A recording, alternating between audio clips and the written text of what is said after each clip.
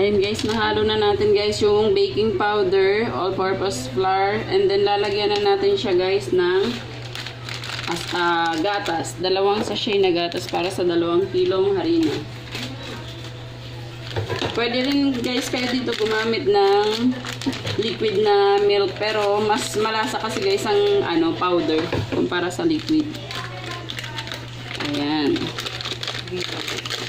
Tapos lalagyan na natin siya guys ng itlog. 2 pirasong itlog. Ayan guys, nilagay na natin yung itlog. Haluin lang natin ng bahagya yung gatas, itlog. Pinagsama-sama na natin siya guys. And then, kukuha tayo guys ng water.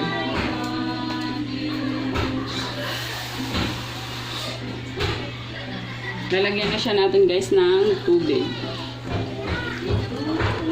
Tansyahan lang to guys, hindi ako nagme-measurement kasi pag mag-measurement ka kasi minsan mas maguguluhan ka pa. Kumpara tatansyahin mo na lang.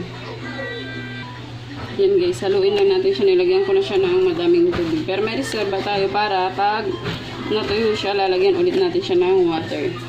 Bali, ang kulang na lang niya guys is butter and vanilla. Pag natapos na natin maihalo to lahat, tsaka natin ihalo ang butter.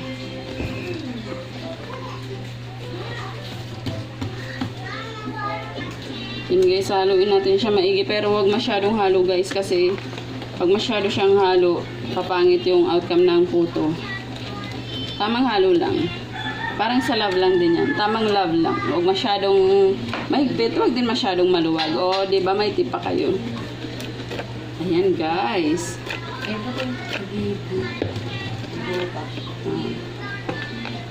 May mga meron kasi ako dito, guys.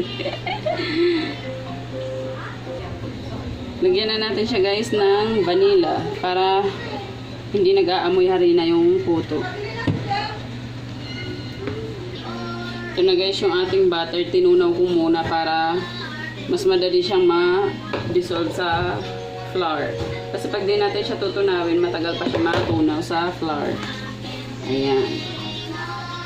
Medyo mainit lang guys kasi galing siya sa steamer. Inano ko siya. Ito, hindi pa nga tunaw yung iba guys, pero matutunaw din yan. Kasasaan ba't matutunaw yan? Wala naman siya pagtataguan din, di ba guys? Ayan.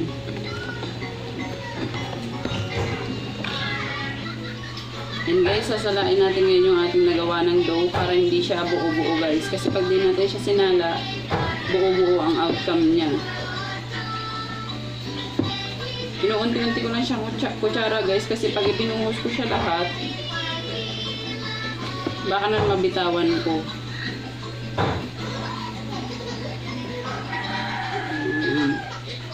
Salain natin siya guys, uubusin natin siya. Kukuha muna tayo guys ng kanyang sample para makikita natin kung ano magiging outcome niya. Kukuha muna tayo ng sample.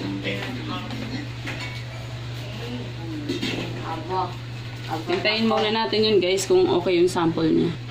So ayun na nga guys, yung llanera natin guys is large size. Ano natin siya guys, i-grease natin siya ng oil para hindi kumakapit yung puto. Kasi pag hindi nyo siya guys nilagyan ng mantika, yung puto nyo is kakapit. Lagyan natin siya guys ng mantika. Bali, i-grease nyo sa lahat guys.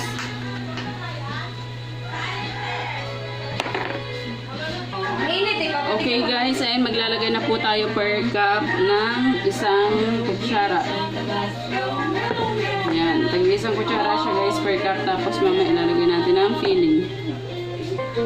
Okay guys, eto na yung ating may palaman ngayon. Papatungan natin siya guys para hindi siya nakikita. Ayan, takpan natin siya.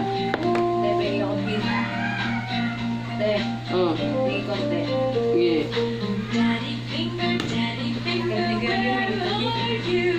Oh, pero umuubos niya, madami kong papalaman na bubugin ko pa.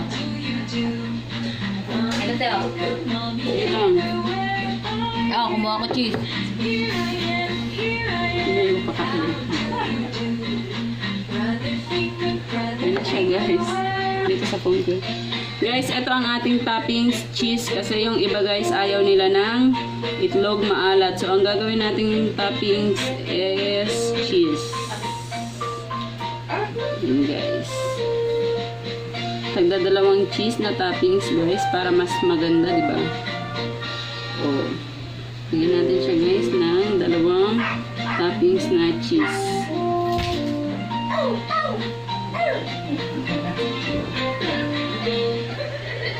Actually guys, ang gamit ko sa cheese is kung hindi queso cheddar kasi hindi siya pwede guys sa Eden. Gawa ng ang Eden guys ay hindi siya nabubuo. Pag Eden kasing ginamit nyo, nagme-melt ka agad siya.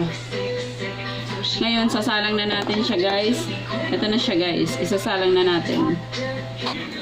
Hi guys. Ito na nga pala guys yung nagawan niya. Ayan, naka-mold na siya guys. Bali ngayon, tatanggalin na lang natin siya sa molder niya. Ayan guys. O, diba? Perfect. Medyo mainit lang guys. Kaya medyo nangangatog kamay ko dahil mainit. Ayan. Okay na siya guys. Ito na po ang ating finished product ng Puto Pao.